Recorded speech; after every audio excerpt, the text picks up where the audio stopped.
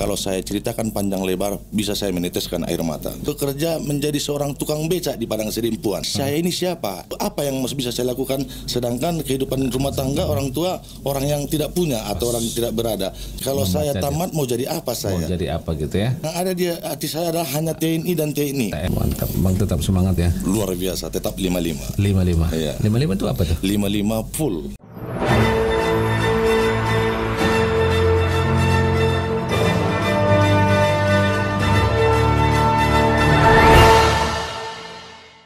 Assalamualaikum warahmatullahi wabarakatuh. 102,6 FM Saserasi Suara Satu Kata Penuh Makna Pasti Selalu di Hati. Mengudara dari studio 1 lantai 2 gedung Start FM di Jalan M Dalam Kelurahan Kota Siantar Panjang Mengaltal. Pagi menjelang siang buat sahabat Start FM semuanya. Kita kembali bersua di program spesial talk show Ruang Paslah di sini menghadirkan narasumber kita yaitu Pak Abdul Qadir Harahap dan Ramil Panjabungan. Kita mengangkat tema loyalitas untuk NKRI. Baik menjadi prajurit, TNI merupakan sebuah kebanggaan, dipilih untuk menjadi garda terdepan pengamanan bangsa, berdiri dan hadir di titik konflik atau di persada Nusantara ini. Dalam sekejap bisa berpindah dari satu konflik ke konflik yang lain, semuanya demi menjaga keutuhan NKRI dan kondusivitas masyarakat. Menjadi TNI tidak semudah yang dibayangkan. Ada perjuangan besar dan pengorbanan yang tidak kecil. Seperti apa kehidupan prajurit TNI?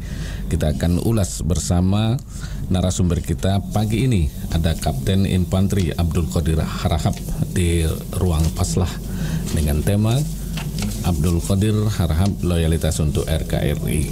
Assalamualaikum Bang. Waalaikumsalam warahmatullahi wabarakatuh. Oh, mantap. Bang tetap semangat ya. Luar biasa, tetap 55. 55. Iya. 55 itu apa tuh? 55 full. Jadi ya? tidak ada lagi tawar-menawar. Tidak Jadi ada. selalu siap. NKRI harga mati. Oke. Nah, kita memang berbincang-bincang di sini Bang ya.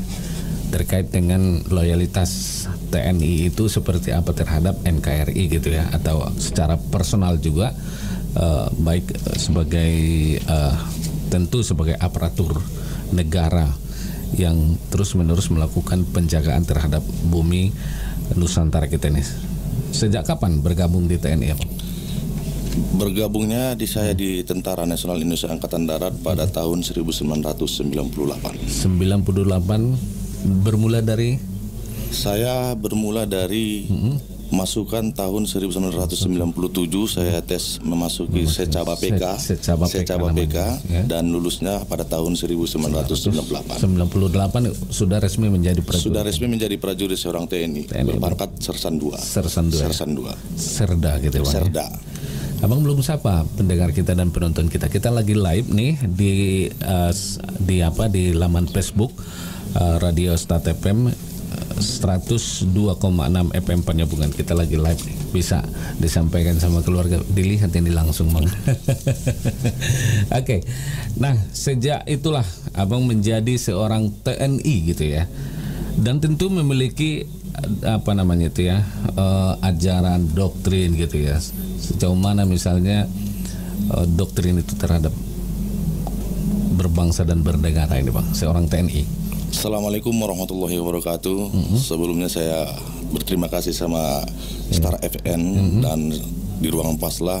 Suatu kehormatan buat saya bisa hadir di sini. Sebelum saya menjelaskan atau menjawab apa yang disampaikan oleh Bang Paslah, terlebih dahulu saya akan memperkenalkan diri saya singkat. Gitu dong. Nama saya Abdul Qadir Harahap, pangkat Kapten Infantri, jabatan saya dan Ramil 13 Panjabungan. Selamat siang buat para pemirsa semuanya. Istri Cinta. Pak? Istri satu, anak dua. Dan saya hobinya nyanyi ya? Hobi saya adalah olahraga. Olahraga. Plus bernyanyi. Mendengar orang yang bernyanyi maksudnya seperti itu. Oke. Saya mau tanya tadi sejak kenapa memilih TNI, motivasi dan inspirasi apa gitu? Kenapa saya memilih TNI atau motivasi saya karena saya ingin berbakti dan mengabdi kepada Nusa dan bangsa.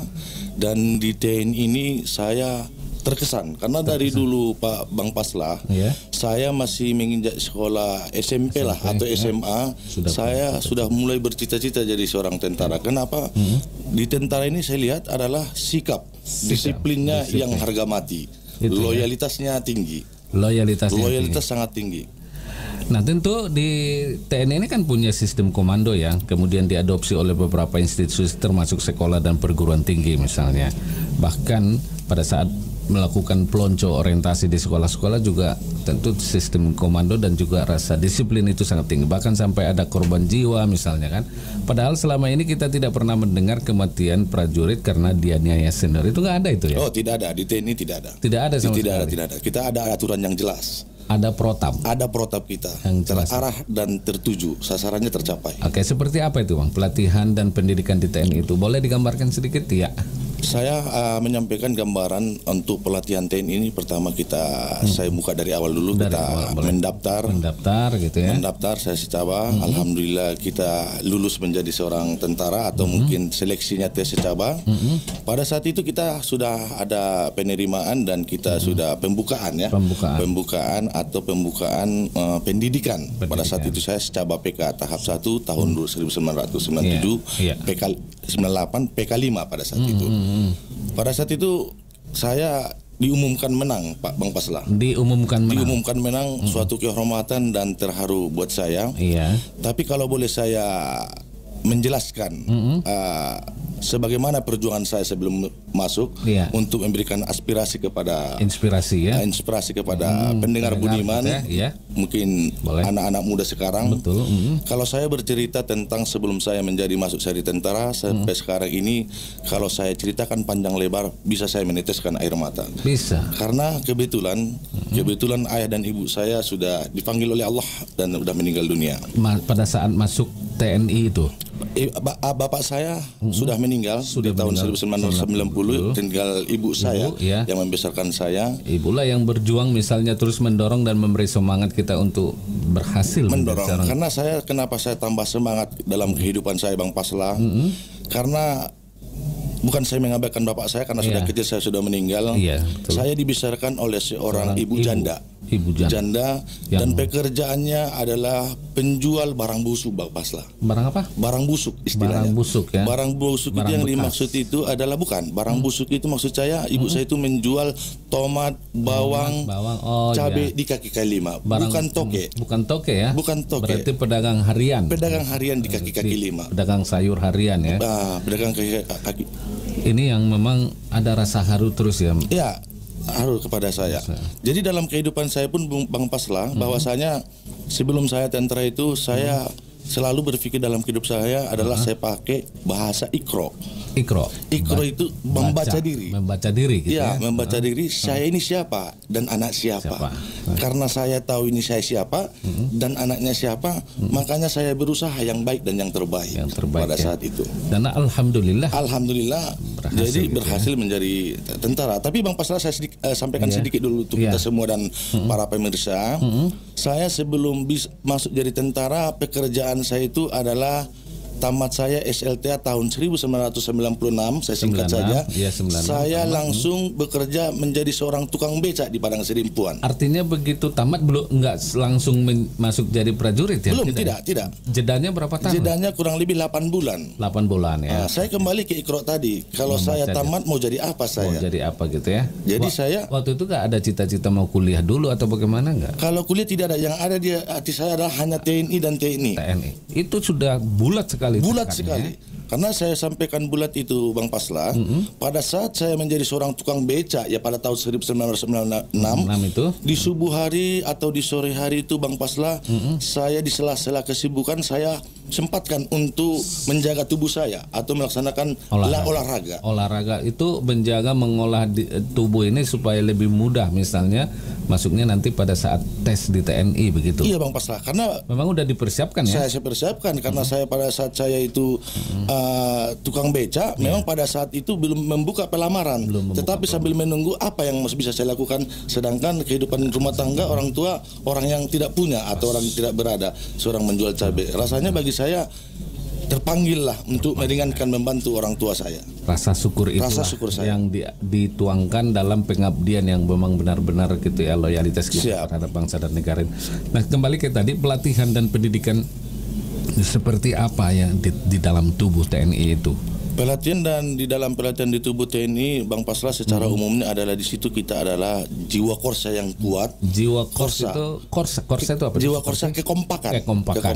Di dalam korpsnya kekompakan dan disiplin. Disiplin ya. Karena di TNI ini setelah saya masuk, karena kita biasa dulu disiplin, waktu tidak jelas, tidak terawat. Begitu di TNI 1 detik menentukan ya. Salah umpamanya, terlambat umpamanya kita melaksanakan apel pagi, kita diperintah sudah berdiri di lapangan pada pukul 07.00, kita 06.45 sudah wajib di lapangan.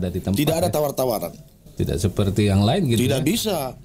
Ini jam 12 ini undangan, nanti aja lah jam karet ini gitu kan.